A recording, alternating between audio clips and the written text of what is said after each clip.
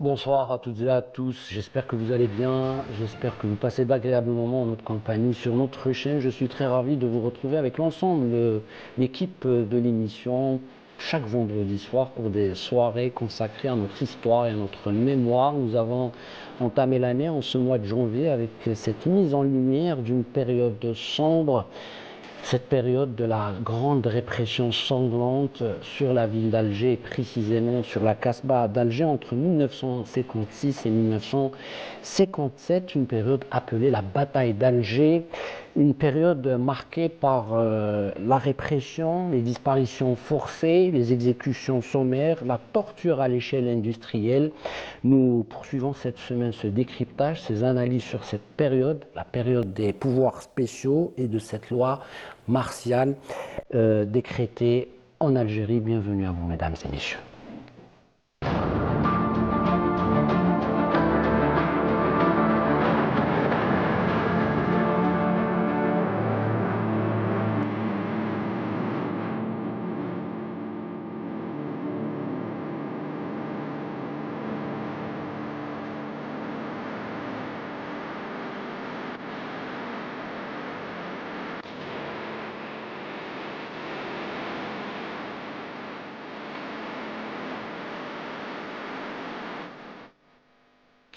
Et à travers le 7e art, mesdames et messieurs, nous rendons ce soir hommage au premier martyr algérien guillotiné le 19 juin 1956, Hamida Zabana, le Moudjahid, le martyr, qui a été encore une fois exécuté d'une manière arbitraire à la prison de Barberousse avec Ali Faraj, son compagnon, sous le regard de Maître Zertal qui défendait bien évidemment ce brave enfant de l'Algérie qui disait « Moi je mourrai, mais l'Algérie vivra ». C'était les phrases du regretté martyr Hamida Zabana. C'est le film de Saïd Ould Khalifa qu'on vous propose ce soir, mesdames et messieurs, qui retrace le parcours du Moudjahid, encore une fois, et du martyr Hamida Zabana, notamment dans cette période de son incarcération et de son exécution. Je vous propose tout de suite de découvrir un extrait de votre film de ce vendredi soir avec nous sur Canal Algérie.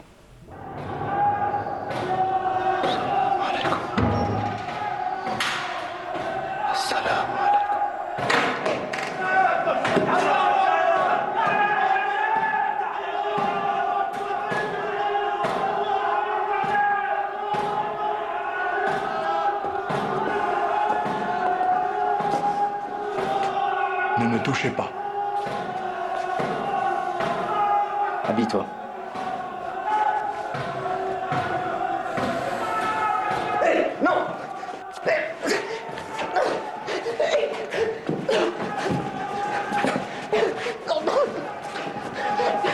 Habille-toi vite.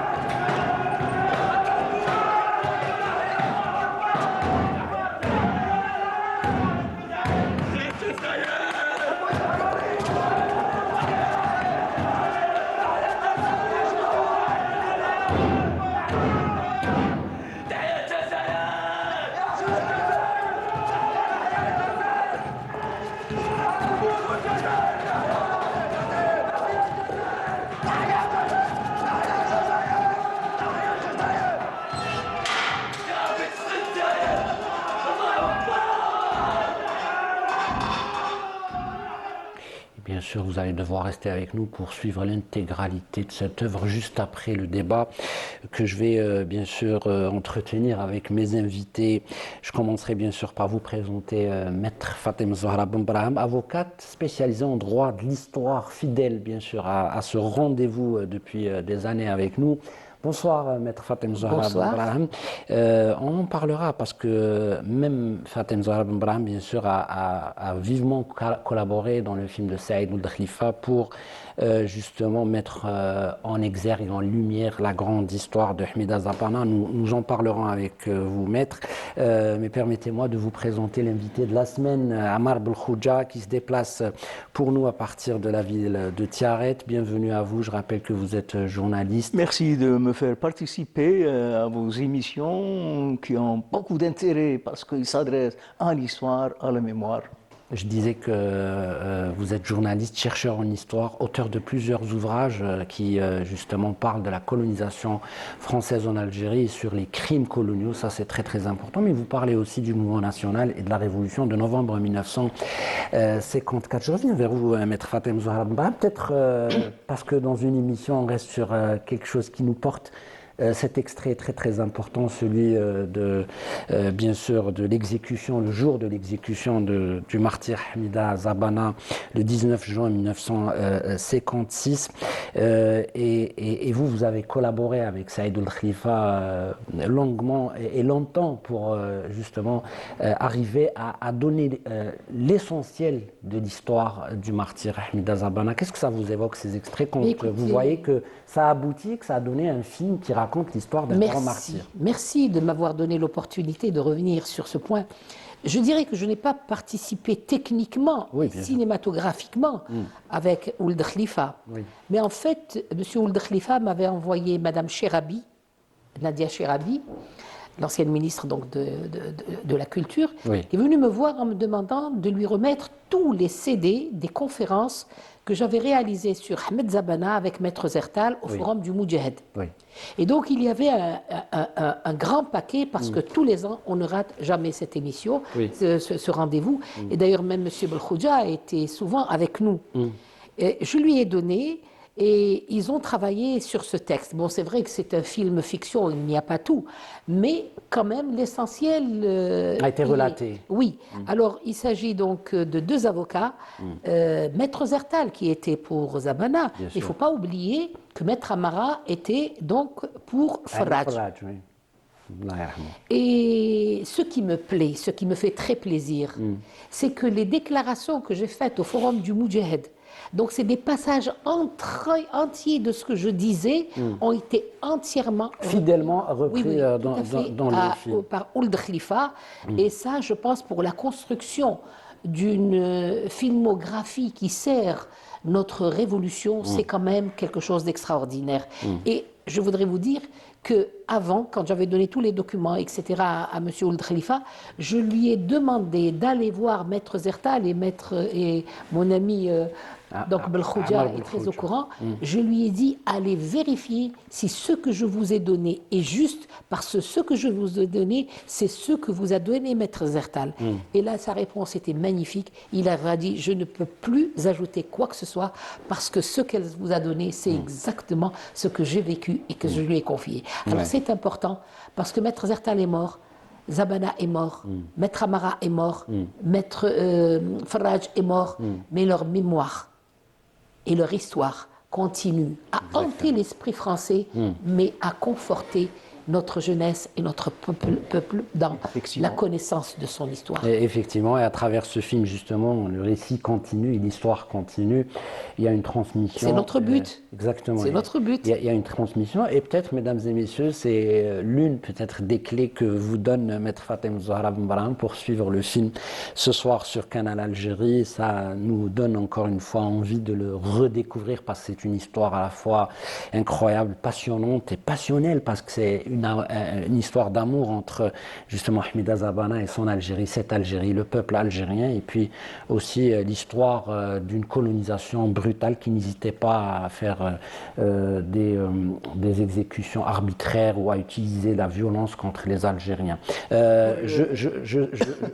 Oui, bien sûr, je vais vous donner la parole parce que vous voulez réagir sur ce que vient de dire Maître Fatem Zahra Mba. C'est le sujet. Bien sûr. C'est le sujet Hamida Zabana. J'ai eu l'occasion de visiter des cellules à Serkaji. J'ai visité la cellule de Hamida Zabana et j'insiste sur un point d'histoire très important qu'on a tendance à négliger. J'ai visité aussi la cellule de Moufti Zakaria. C'était son voisin. De quel Moufti Zakaria les cellules étaient presque mitoyennes. Et lorsque Hamida est allé vers le supplice, avec fierté et dignité, Moufti Zakaria a composé un texte fabuleux, un texte très puissant sur l'exécution de Hamida Zabana. Ce texte, dans les années qui ont suivi l'indépendance de notre pays, était appris par cœur par nos lycéens, Oui. ce qui a disparu aujourd'hui, et Shahid ce que je Saïd. regrette. Il s'appelait Shahid Saïd. Oui. Et il a écrit avec quoi? Il a trouvé une allumette. Il a coupé l'allumette en deux. Il s'est fait une entaille dans sa main. Il a pris son sang. Et c'est avec son sang qu'il a écrit ce fameux C'est poème, incroyable. Shahid Saïd. C'est incroyable.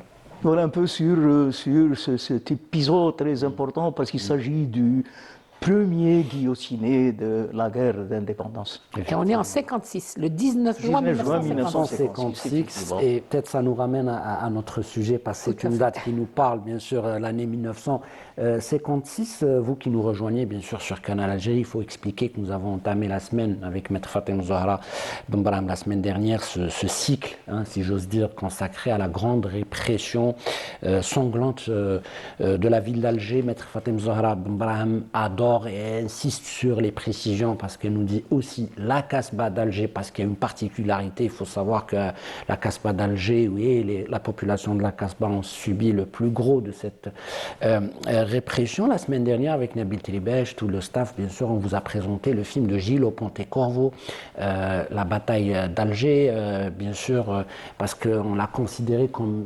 une pièce peut-être quasi archivistique, je ne sais pas si je dis les mots justes, parce qu'il y a une plongée dans cette période, encore une fois, qui était marquée par la torture systémique ou systématique, les disparitions forcées, et puis plein de violence envers les Algériens, les musulmans, une période qui a été marquée aussi par cette haine, encore une fois.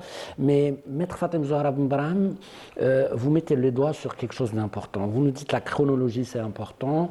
Quand on parle d'histoire, il faut se référer à la chronologie et aux dates précises et aux documents d'archives. C'est important parce qu'il faut se référer à ça. Et vous nous dites que cette grande répression a bel et bien commencé bien avant la date de 28 janvier effectivement, 57. Oui, effectivement. L'histoire est factuelle. Donc, c'est des phases qui s'additionnent les unes après les autres avec des liens. Et lorsqu'on dit que la bataille d'Alger, comme ils le disent, et que, comme on dit, l'organisation donc de la Casbah d'Alger en zone autonome, on comprend très facilement que l'organisation a été décidée bien avant 57. Il y a préméditation dans le langage bravo, que vous aimez. Bravo. Et donc, le FLN et l'ALN ont décidé qu'il fallait frapper dans le cœur de l'État français, qui siégeait donc Alger. Nous avions donc des ministres-gouverneurs qui gouvernaient Alger. Oui. Et donc, il fallait frapper fort, et Alger, pour faire comprendre à l'État français et à l'armée française que nous étions tous disposés à lutter d'une seule main, d'une seule voix, d'un seul œil et d'une seule langue, le langage du FLN et de l'ALN. Et c'est pourquoi l'ALN et le FLN ont produit, n'est-ce pas, des schémas d'organisation, n'est-ce pas, de la zone autonome. L'appellation exacte et la première qui est venue des maquis, c'est cela. C'est-à-dire la zone autonome, l'organisation de la zone autonome. C'est une organisation au sein de la Casbah. Donc c'est la Casbah qui a été le fief pour abriter cette organisation. Oui. Mais cette organisation ne s'arrête pas à la Casbah. Cette organisation va beaucoup plus loin. Vous voyez, par exemple, ici, sur les schémas que nous avons et que nous étudions, la Casbah, c'est un tout petit îlot ici, n'est-ce pas? Mais en fait, la grande répression, c'est la grande répression d'Alger. Elle va de l'est à l'ouest, du nord au sud. C'est le grand Alger. Oui. Donc, l'organisation, elle est arrivée en 56. Donc, bien avant 57. Oui. Et les Français, l'armée française, elle se doutait qu'il y avait un mouvement pernicieux, mais elle n'arrivait pas à saisir. Elle avait compris que certains chefs révolutionnaires étaient descendus à Alger pour organiser la zone autonome. Mais que faire? Elle n'avait pas les indices. Mais elle devait se préparer à quelque chose de grand, à quelque chose de grave, à quelque chose de très important et à quelque chose de néfaste pour l'armée française. Alors, l'armée française a initié des textes.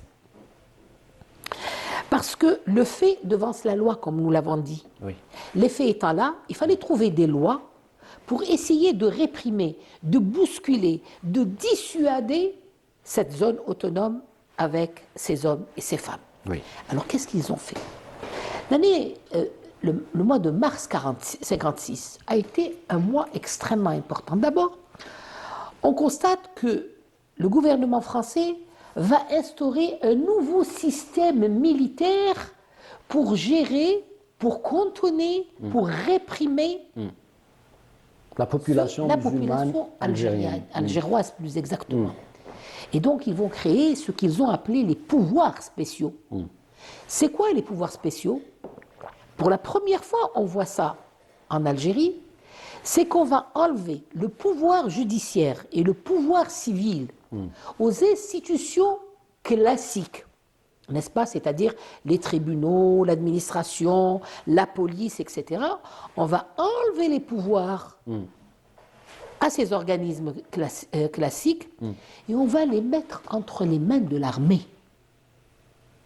Et pour les tribunaux, on va mettre de côté les tribunaux de droit commun qui continueront à travailler, mais c'est pour des petits vols ou des assassinats de droit commun, mais on va créer à côté de ça des tribunaux pénaux des forces armées. Alors, c'est des tribunaux pénaux, on a la qualification, des forces armées, c'est-à-dire de tout ce que le militaire peut apporter pour soi-disant réprimer Ou rétablir, ou rétablir l'ordre, comme il le disait. Et là, on va voir ce premier texte qui va très bien marcher pour les Français, mais les Algériens vont en faire des frais très importants. Vous parlez de la loi du 12 mars, c'est ça? Oui, parce que justement, Zabana et tous les autres ont été jugés par les tribunaux pénaux des forces armées. Et dites-moi quelle est la condamnation, ou du moins le crime qu'on leur reprochait. Presque tous. Atteinte à la sûreté de l'État. Presque tous les jugements portent la première incrimination, c'est l'atteinte à justement la sûreté de l'État. Donc vous qui aimez le droit, bien sûr, et qui aimez les précisions, donc il faut juste dire que le 12 mars, et vous me corrigez si toutefois je me trompe, le 12 mars 1956, M. Amar Belkhodja... Mois de mars 1956. Oui, le gouvernement de Guy Mollet donc, va adopter ou voter cette loi qui a rallié toutes les formations politiques. Oui, cette loi numéro 56-258, qui a été, on va dire, adoptée, mais officiellement le 16 mars, 3-4 jours voilà, après. c'est ça, le 16 mars. On et la connaît qui sous porte sous sur loi du la 16 mars. rétablissement de l'ordre Tout à fait. en transférant les pouvoirs de police au pouvoir de l'armée. De l'armée. Voilà. Et à côté de cela, ils réfléchissent bien. Ils vont faire une autre loi qui va passer au Sénat français. C'est une loi qui va généraliser la torture. Donc la torture est devenue un instrument entre les mains des militaires Oui. pour presser la question, comme ils disent, c'est-à-dire obtenir le renseignement à travers la torture. Or, la torture est un crime contre l'humanité. Ah oui. Et voilà une France digne de la défense des droits de l'homme Qui ne trouve légalise.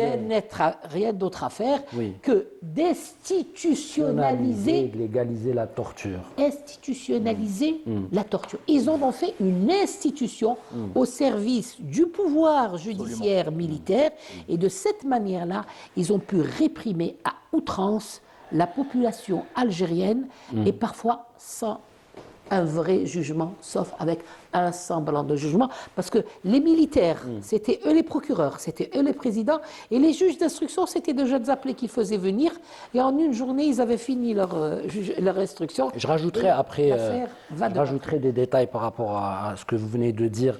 Peut-être M. Amar Belkhouja, j'aimerais, on a entendu bien sûr, Maître Fatem Zahra Ben Brahim nous a un peu résumé ce qu'a été cette période appelée bien sûr par l'autre côté la bataille d'Alger pour encore une fois mettre en équité ou à égalité le combat du peuple algérien avec une armée régulière qui était à l'ordre de, je ne sais pas, 800 000 hommes qui ont été ici pour réprimer. Qu'est-ce que ça vous évoque en tant que chercheur en histoire? Où est-ce que vous placeriez peut-être cette séquence importante dans l'amalgame de ce qui s'est passé depuis 1830? Effectivement, il y a tant de choses à dire sur le sujet. Mais j'apporte peut-être un élément, c'est que la torture n'est pas un fait innové en 1954-62. Oui. Il remonte plus particulièrement, je dis, plus particulièrement au démantèlement de l'organisation spéciale en 1950. Ouais. Et là, la torture va être féroce contre les militants qu'on va arrêter à la suite du démantèlement de l'organisation spéciale. Oui. 1954, la torture va être amplifiée. Elle va être amplifiée, elle va être organisée, elle va être institutionnalisée, comme l'a dit Khotna Ben Brahim. Et dès les débuts, certains personnages, les plus en vie en France, je citerai François Mauriac, qui s'insurge contre la pratique de la torture dès 1955. Cela veut dire quoi? Cela veut dire qu'il y a un choix délibéré de faire de la torture un instrument de guerre. Un instrument de guerre. Je reviendrai à la terminologie utilisée par un historien lucide, c'est Pierre Vidal-Naquet, qui vous dit que la torture, elle avait tous ses moyens, elle avait ses instruments de torture, il y a tout un attirail d'instruments qu'on utilisait pour torturer les Algériens en résistance. Il y avait des écoles de formation. C'est-à-dire on formait des militaires, on formait des tortionnaires. Des tortionnaires. Voilà, pour leur apprendre la torture. Absolument. Ça reste, c'est un des maîtres. C'est Marcel Pijard qui est l'initiateur de ces deux écoles. L'une va être installée à Skikda, la seconde à Arzeu. Et là, même les soldats ont choisi des officiers. On les appelait officiers du renseignement, officiers de l'exploitation du renseignement. Et les choses s'aggravant, il termine son analyse et dans ses écrits, Pierre Vidal-Naquet, il dit avec tout cela, avec tout ce qui se passe, il ne restait qu'une chose aux Français de faire, c'est créer un ministère de la torture. Parce que c'est effarant, c'est effrayant, avec la multiplication des DOP. On a institué le dispositif opérationnel de sécurité, qui n'est autre que un centre de torture. Voilà, comme on a... Un centre de torture. Ça va pousser comme des champignons à travers tout le pays. Et il y a des tortionnaires professionnels qui vont faire de la torture une véritable institution. Oui. Zohra Drif, je termine peut-être sur le sujet. Zohra Drif a carrément, en parlant d'Alger, de la Kasbah, elle vous dit que Alger était devenue la capitale mondiale de la torture. Ouais. Avec qui Émile, si vous permettez, eh ben, l'occasion est venue pour justement dénoncer ces personnes. Alors il y a à leur tête Jacques Massu, Marcel Bijard, Yves Godard, Roger Trinquet, Paul Jean-Pierre, Paul Ossarès et quelqu'un qui s'appelle Paul Alain Léger, celui qui était spécialisé dans le retournement, le maître de la bleuite. Ce sont là les grands patrons de la torture. Oui. Vous savez, Maître Fatem Zahra Benbrahim, à l'occasion bien sûr de notre émission, j'ai pu lire Oui, les services spéciaux quelques d'Ossarès, déclarations du général sanguinaire suivi de notre livre qui s'appelle « Non, je n'ai pas tout dit ». Ossarès, oui. Justement sur les suspects, hein, on parle de ceux qu'on a juste suspectés, comme vous dites, bien sûr, on élimine toutes les règles de la justice ni du droit, parce qu'on va pas on retrouvera pas de preuves ni l'interrogatoire classique. Alors qu'est-ce qu'il dit? Il dit pour les suspects, la plupart du temps, mes hommes partaient à une vingtaine de kilomètres d'Alger, dans des maquis lointains, et les suspects, ça c'est grave, et les suspects étaient abattus d'une rafale de mitraillettes, puis enterrés. Les exécutions n'avaient jamais lieu au même endroit. J'avais demandé la suite. Alors ça, c'est ce qu'on appelle les exactions extrajudiciaires. Exactement. Nous avons parlé de l'organisation judiciaire d'après 56, c'est les tribunaux. Et bien des personnes ne sont pas passées par les tribunaux. Selon font partie. La majorité n'est pas passée par les tribunaux. Alors, ça, on appelle ça la corvée de bois. On amène quelqu'un, on lui dit vous allez être libéré. C'est ce qui s'est passé pour Modek, ce qui s'est passé pour un très très grand nombre d'Algériens. Allez, vous pouvez partir, ça y est, vous êtes dans le maquis. Et dès qu'il a le dos tourné, on tire dans le dos, s'il vous plaît. Oui. Parce qu'en cas d'enquête, parce qu'il ne faut pas oublier après qu'il va y avoir des enquêtes, etc. Eh bien, on va dire, vous savez, il s'est sauvé et on lui a tiré dans le dos. Exactement. Ça, c'est une invention donc de ce magnifique Ossarès qui a parfaitement bien fonctionné. Et c'est pour ça qu'on ne saura jamais le nombre exact. Pardon, j'ai juste la régie qui nous propose peut-être un extrait par rapport à votre au point de la question. Hein. Vous avez parlé de la question. Quand on parle de la question, la torture, C'est ça, c'est ce qu'on appelle. on rapproche tout ça à Henri Alleg, le journaliste directeur d'Alger républicain à l'époque, qui a été arrêté le 12 juin 57. C'est-à-dire le lendemain de l'arrestation de Maurice Audin, qui a été torturé à la Villa Albière. Vous nous en parlerez tout à l'heure pour ces lieux de torture. Bien sûr, avec des électrochocs, toute la panoplie que vient de nous citer M. Amr Belkhouja. On va l'écouter parce qu'il parle sur la torture. On y va pour un extrait avec, bien sûr, Henri Alleg. C'est bien. D'ailleurs, son livre s'appelle La question. Effectivement. Allez, on y va avec la régie de Nabil Tribèche. On écoute Henri Alleg qui parle de la torture.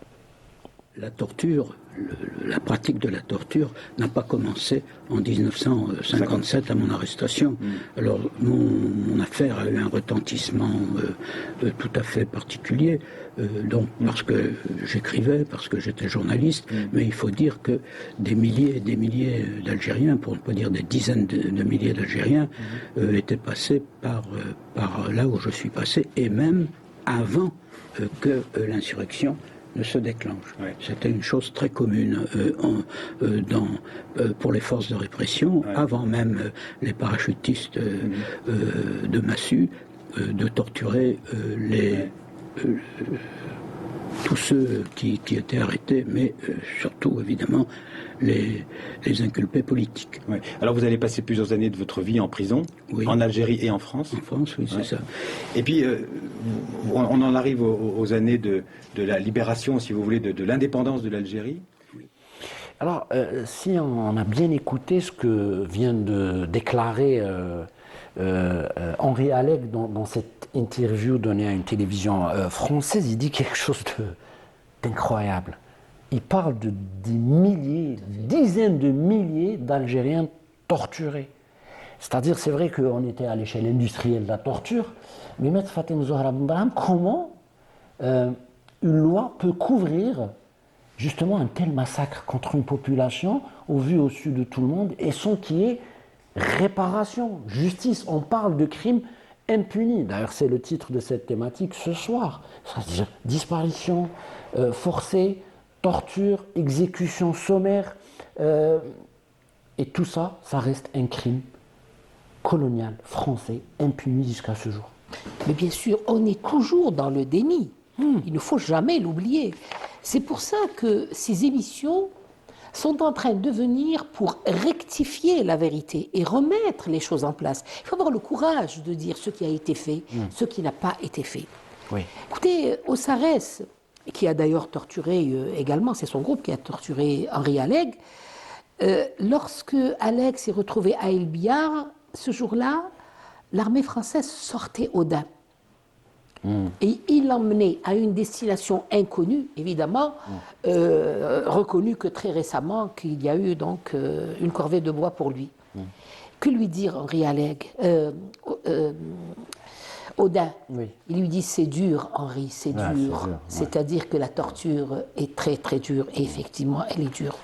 Toujours ce Osarès. Il reconnaît avoir éradiqué 10% de la population De la- algéroise. Ouais.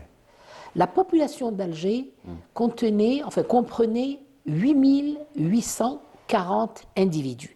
8840 individus identifiés parce qu'ils ont une adresse, ils sont enregistrés à l'état civil, donc c'est facile. Mais c'est des centaines et peut-être des milliers de personnes qui rentraient tous les soirs à la Casbah pour dormir et qui revenaient le lendemain et qui vivaient dans les hammams. Ceux-là n'ont pas été identifiés. Donc on est loin, à mon avis, de ce chiffre de 884. Il dit j'en ai éliminé 10%. Ça me donne quoi? Ça me donne 8840 Algérois disparus de la Casbah d'Alger. Oui. Donc le chiffre n'est pas petit. Voyons un petit peu la reconnaissance ou l'aveu des forces Spécial. spéciales, forces militaires. Donc, voilà ce qu'ils disent. Ils disent, nous Français, nous avons perdu 300 hommes et 900 blessés de 1956 à 57 par attentat. Oui. Maintenant, ce qu'ils disent pour nous, c'est-à-dire les forces armées. Quant aux Algériens, nous avons perdu, de morts, il y a eu entre 1000 et 3000 morts. Est-il concevable qu'on puisse avoir un écart de 2000 personnes, entre 1000 minimum et 3000. Si vous avez dit 1000, c'est peut-être vous avez donc des statistiques, mais si vous dites 3000, c'est qu'il y a effectivement 3000. Mais là, peut-être que lorsqu'on fera l'émission sur la bataille, sur les disparus, on va se poser la question sur ces 3000. D'où ont-ils ramené ce chiffre 3000 Et ils disent qu'il y a eu 6 membres du FLN arrêtés. Le premier, ça a été donc Ben Mehdi, et les autres, nous avons donc leurs cartes, leurs propres cartes, que nous allons explorer la fois prochaine. Mais comment s'est passé ce travail? La Casbah étant construite en... C'est un mont. On appelle le bas le fourq, le djibel, et en bas, on dit la basse Casbah, le Woutan. Eh bien, les militaires ont encerclé toute la Casbah. Ils l'ont barricadée de fils barbelés. Oui. Personne ne pouvait descendre librement et personne ne pouvait en remonter librement. Oui. Ça a été le premier point. Le second point, ils ont instauré un système diabolique. Et Massu a initié avec ses collaborateurs de couper la Casbah en 4. Et chaque groupe s'occupait d'aller traiter la question soit à l'intérieur des maisons, c'est-à-dire on torturait à domicile, soit à ce moment-là, on les ramassait dans des camions et on les amenait à une destination, c'est-à-dire les centres de torture dont vous avez parlé. Il y a la Villa Césunie, il y en a plein, on en reparlera. Ça, on va garder ça pour la bataille d'Alger. Donc, c'est à partir de là qu'ils ont récupéré des centaines et des centaines de personnes et ils ont établi, n'est-ce pas, ces tableaux en disant, voilà l'organisation du FLN d'Alger, voilà qui il y avait, voilà l'organisation rebelle d'Alger, voilà qui il y avait. Parce que moi, quand je vois toutes ces personnes, à comprendre que ces personnes ont été arrêtées, torturées, tuées. Mais il n'y en a pas beaucoup, hein. Il n'y en a pas 3000.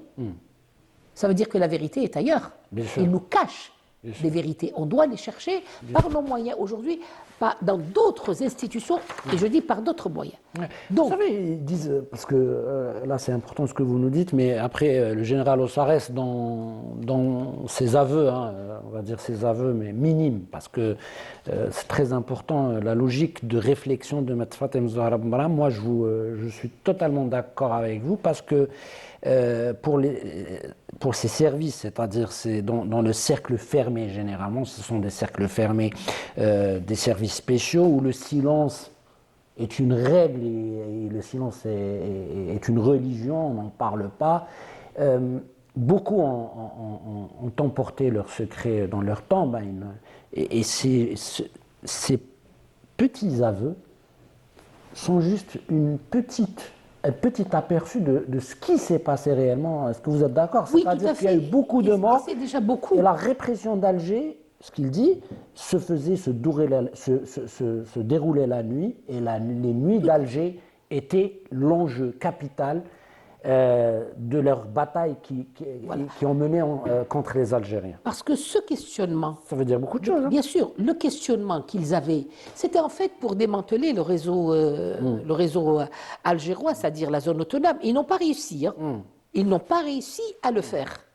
Et la question, donc la torture, c'était le moyen. Alors dans la question, qu'est-ce qu'il y avait? Il y avait la gégène, il y avait le chalumeau, il y avait l'émasculation, il y avait le viol, il y avait la baignoire, il y avait d'autres moyens, n'est-ce pas, pour extirper l'information. Et souvent, l'information qui est extirpée n'était pas très juste. Pas très Alors juste. celui qui savait qu'il allait mourir ne donnait pas d'informations, lui donnait des informations erronées. Et c'est très important.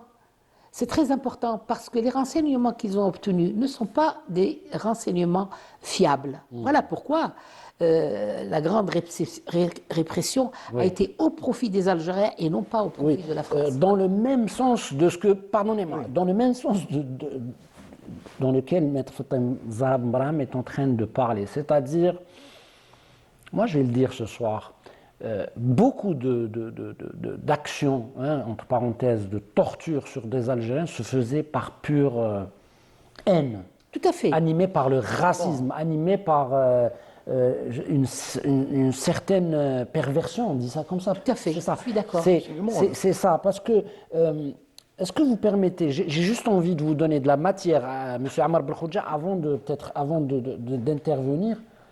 Jean-Marie Le Pen, ce sinistre personnage qu'on connaît tous et qui a laissé un volontaire. héritage en France qui essaye justement de Volontaire perpétuer pour la torture. ces idées obscures, ces idées xénophobes, ces idées raciales. On va l'écouter, c'est juste stratosphérique. Franchement, excusez-moi le terme, mais c'est quelqu'un qui est complètement fou, qui parle de quelque chose qui n'a aucun sens. Il ironise presque sur la torture des Algériens. On va le regarder et vous allez voir pourquoi je dis ça, parce que c'est quelqu'un qui se moque de l'intelligence des humains. On regarde. De toute façon, Jean-Marie Le Pen n'aime pas beaucoup ce mot de torture. Qu'est-ce que veut dire la torture? On en revient à ce qu'on disait tout à l'heure, de l'eau, de l'électricité, Ce sont des pressions. moyens de coercition physique, beaucoup plus d'ailleurs, à mon avis, intimidants que réels. Voilà. Écoutez, je peux vous dire que les gens que j'ai interrogés, ça avait l'air assez réel tout de même ce qu'on leur a fait. Oui. Moi j'ai entendu, enfin, parlant de la Deuxième Guerre mondiale, j'ai entendu parler de gens dont on avait arraché les ongles, arraché les dents, fait des choses comme ça. Je crois pas que vous ayez trouvé des comme ça. Ce n'était pas ça, en effet. C'était le supplice de l'eau, c'était l'électricité. Attendez, c'est des choses qui ne laissent pas de traces. Branchées sur le secteur, tout à fait. Des choses qui ne laissent pas de traces, C'est ça. absolument. Des choses qui ne laissent pas de traces, ni qui n'ont pas de conséquences physiologiques, ni des traumatismes postérieurs. Voilà. Sur le moment, ça fait mal, mais après, c'est fini. Voilà. M. Ammar Belkhodja, qu'est-ce que vous pouvez répondre à ces propos complètement Oui, je reviens à insensés à ces tristes personnages. Je reviens sur Ossares. Il faut pas, je fais toujours des points d'histoire. Il ne faut pas oublier qu'en août 1955, lors de l'offensive organisée par Zéroud Youssef Oui. en zone 2. Osarès était sur les lieux. Et il a sévi impitoyablement contre les insurgés du 20 août 1955. Donc c'est un personnage que nous retrouvons à différentes époques, comme aussi il s'agissait de Achiari, qui est à l'origine du massacre qui a sévi à Guelma et qui a porté une atteinte à la fine fleur de la ville de Guelma que nous allons retrouver pendant la bataille d'Alger. Paul Achiari, c'est ça. Achiari. Paul. André Achiari qui va organiser l'attentat commis à la rue de Thèbes. C'est lui le commanditaire. Achiari que nous allons retrouver pendant l'arraisonnement de l'avion qui a été détourné en octobre 1956. C'est des personnages qui voltigent à travers l'histoire criminelle.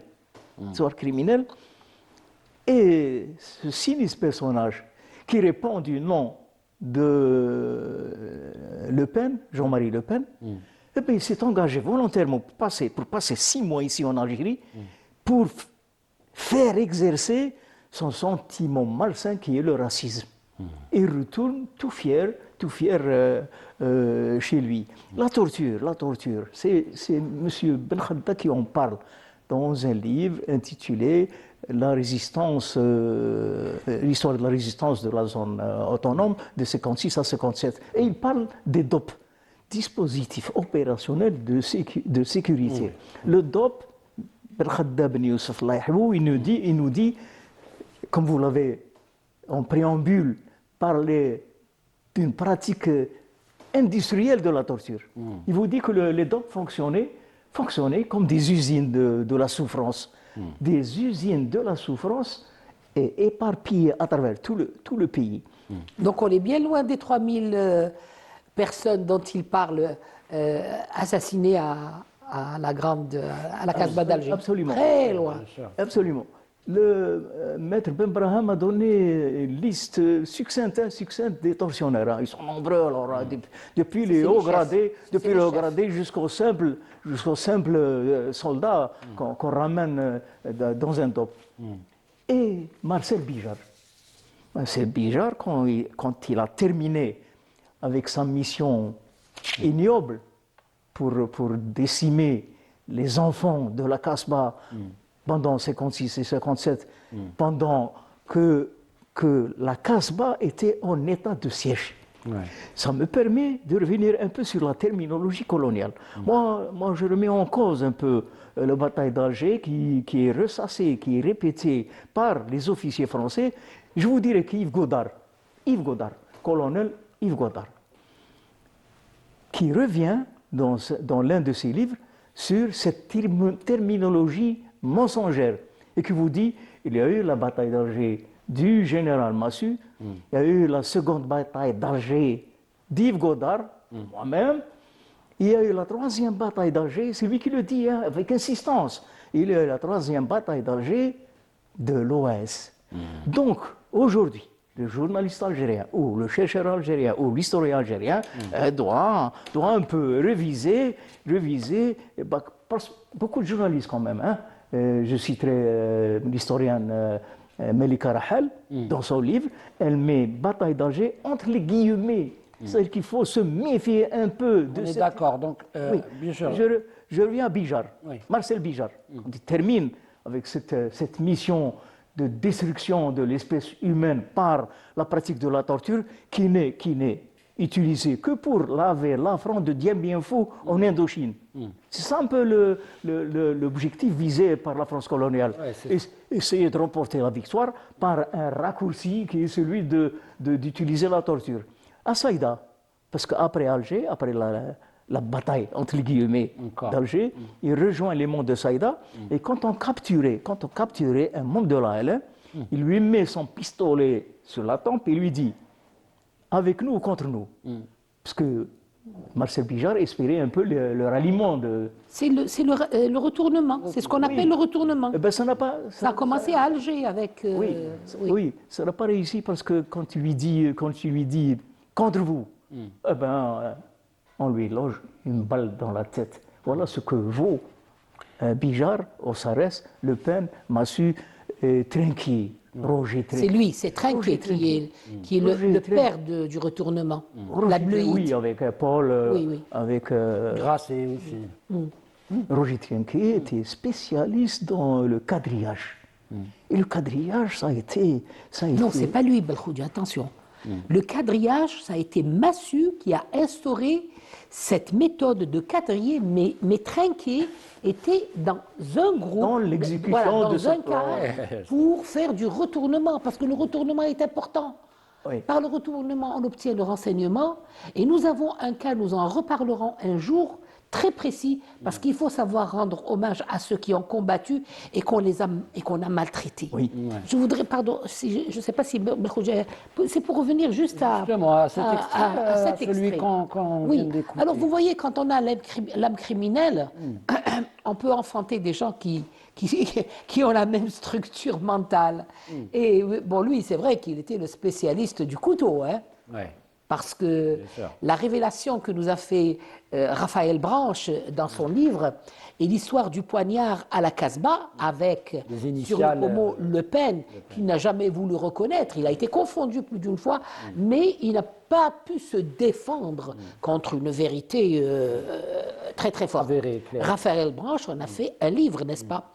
Et elle a eu, alors là c'est important parce qu'il faut la remercier, elle a eu l'autorisation de sortir ce poignard parce qu'il avait fait un procès en France, la traitant de tous les noms de menteuse et de ceci. Elle est venue en Algérie, elle a essayé de prendre donc ce couteau et pensant bien faire, elle a mis sur du papier aluminium, etc., de telle sorte à ce qu'au niveau de la police, on ne sache pas qu'elle avait un couteau. Qu'avez-vous là, madame?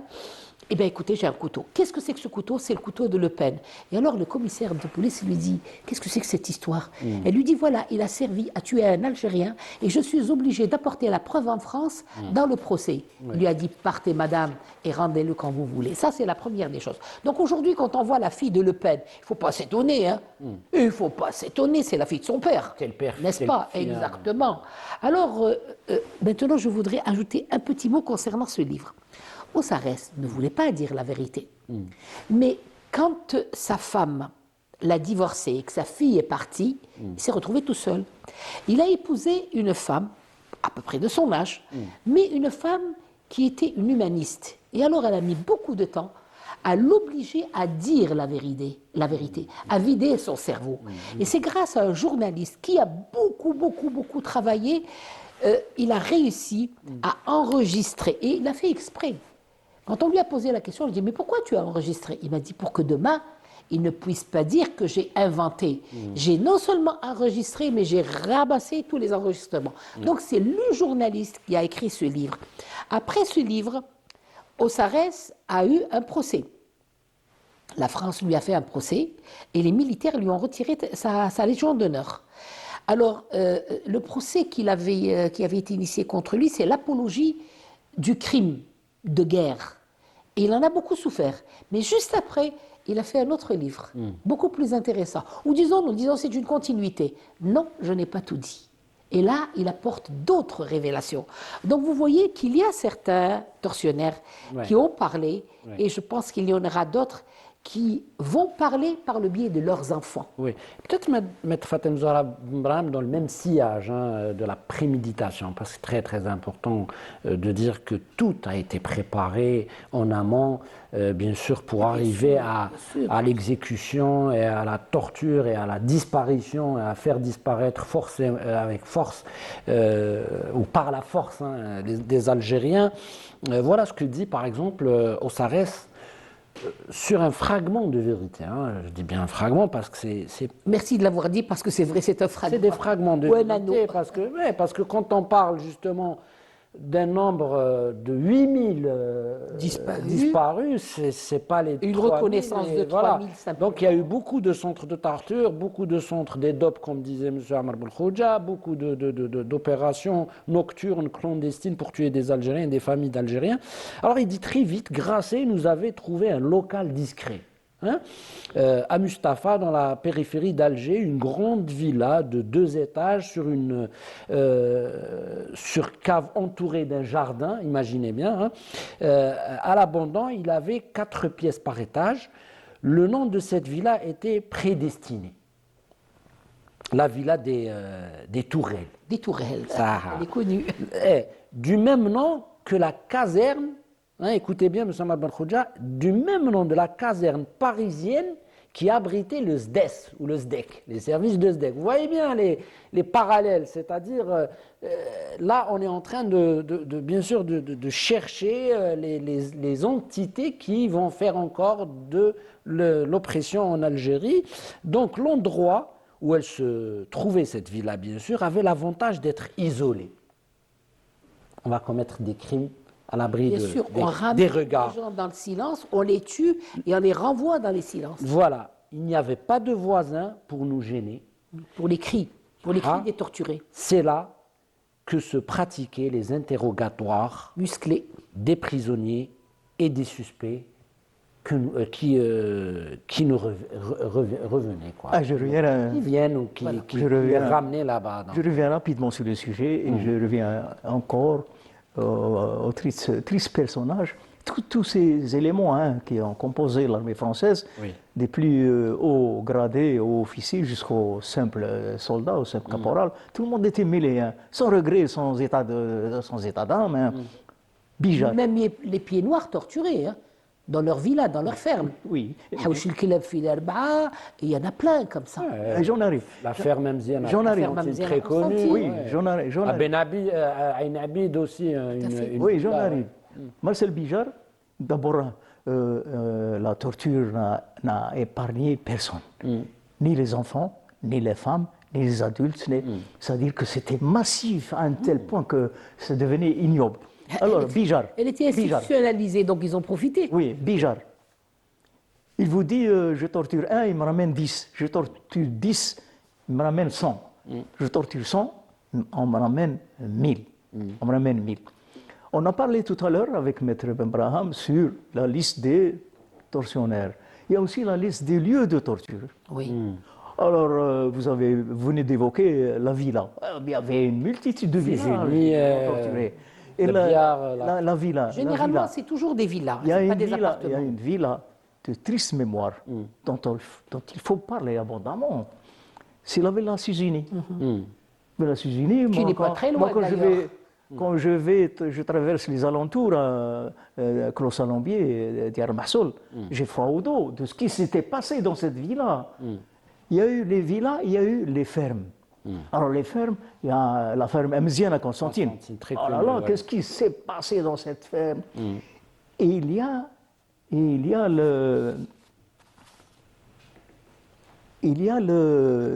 lieux, parmi ces lieux, les fermes. Pratiquement toutes les fermes coloniales sont transformées en quartiers généraux de l'armée française. Parfois, elles sont cédées par leurs propriétaires. Oui, les colons, je dis les colons. Directement, voilà, vous en faites des lieux de torture. Il y a une jonction, une complicité tout à fait naturelle entre le colon et le soldat qui est venu le défendre contre les Falagas. Alors, les lieux de torture et les fermes. Il y a une ferme où on avait torturé Ali Boumenjel. C'est la ferme Perrin, à Bir Khadem. La ferme Perrin. Et à propos d'instruments de torture. Parce que je crois qu'il a été torturé à El Billard. El Billard, oui, El Billard, et puis... mais la ferme Perrin, je ne pense pas qu'il soit passé par la ferme Perrin. Mais El Billard, oui. Son beau-frère, Djemel Amrani. Parce que la sœur de Djemel Amrani, c'est l'épouse, c'est Melika Amrani, l'épouse de Ali Boumenjel. Eh bien, Djemel Amrani est arrêté. En guise d'entrée en matière, on lui écrase un doigt avec une paire de tenailles. Le pauvre Amrani, qu'est-ce qu'il en a souffert? Et puis, pour l'humilier davantage, et lui faire peur, c'est que les Français, même l'intellectuel, on doit le mépriser. On lui dit, ah tiens, un intellectuel, vous êtes poète, hein? Ah ben, vous avez des lettres françaises. C'est-à-dire que vous êtes intellectuel, il ne faut pas être félaga.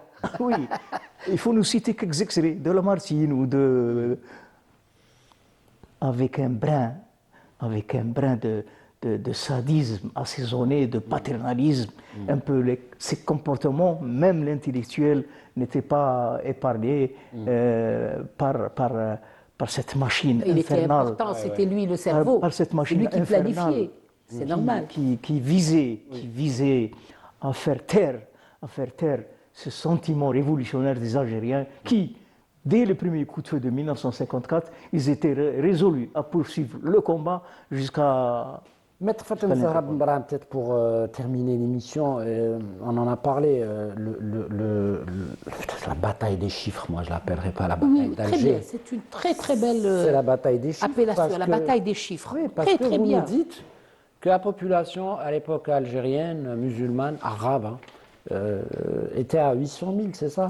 884 000 selon leurs statistiques. Et quand on regarde les chiffres des militaires français, on est à 800 000, c'est-à-dire pour chaque Algérien, on en a ramené un Voilà. parachutiste.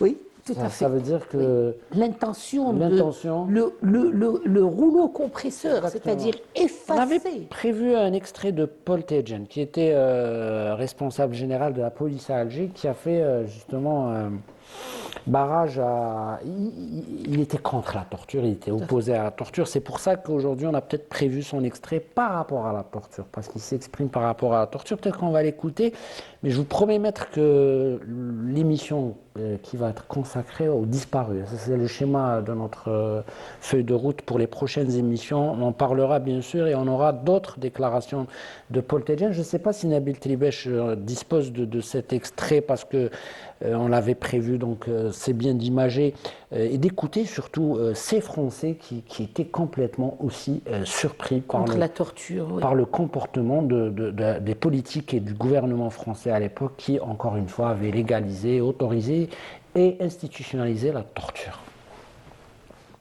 Arrestations par milliers, tortures et exécutions sommaires se succèdent. La terrible bataille d'Alger soulève la question de la fin et des moyens. Comment parler de démocratie lorsque, par la torture, on porte atteinte aux droits de l'homme? Vous pouvez lâcher une poignée de parachutistes, 1500 parachutistes dans un quartier d'Alger. Arrêter n'importe qui, n'importe quoi, n'importe quelle heure, n'importe comment. Sans aucun contrôle de personne. Ça ne pouvait pas ne pas donner des bavures, comme m'a sujet lui, le terme bavure. Bavure grave. Des types que Bijard, le courageux Bijard. Arrêtez les bons hommes. Les questions de la torture, j'en parle pas pour le moment. Ils mettaient les pieds dans une cuvette. Ils remplissaient de ciment. C'est tout. Le gars, quand les pieds étaient pris, on mettait le gaz dans l'hélicoptère, on les lâchait en pleine mer. La mer a envoyé. Ce que les gens d'Alger appelaient les crevettes Bijard. Crevettes. On reçoit des crevettes Bijard. C'est vous dire l'atmosphère dans laquelle on vivait. Et les pleins pouvoirs à l'armée, c'est ça. Fallait l'armée avant tout, débarrasser le pouvoir des pourris qui nous dirigeaient.